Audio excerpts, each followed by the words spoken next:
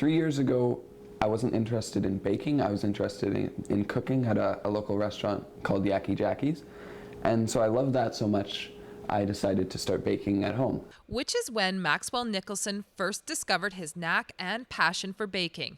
He started buying cookbooks specializing in cupcakes, and that was it. He was hooked. And I started making cupcakes and cookies, and just really got into it so much. Just baking for my family wasn't enough. My mom was selling plants at the local farmer's market, and so I decided to bring my product there at her booth. And it took off so much in about a year that I opened my own booth, and I've been bringing cupcakes and cookies and muffins now just ever since. Maxwell was just 13 years old when he started Alaythia Cakes, his now successful baking business that sees him creating custom desserts. And his creations are more than just delicious baking.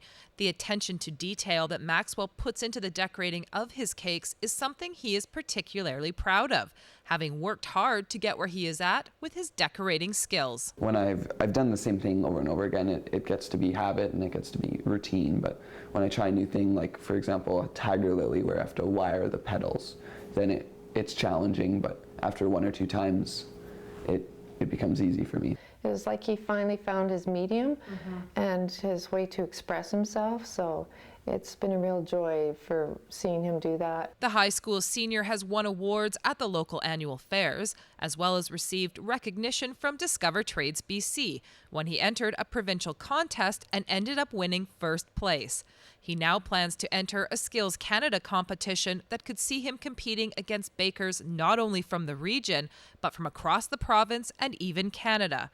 But competitions aside, Maxwell has a clear vision of where he plans to take his baking career. My brother, he went to UVic for history. I'm planning to follow him there and do a bachelor's in business.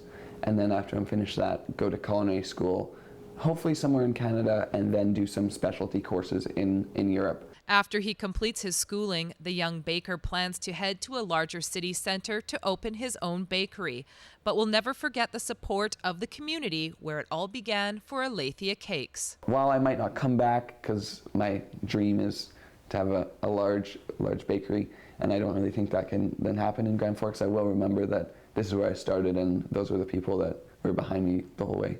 For more information or to order your custom creation, visit the Alaythia Cakes Facebook page.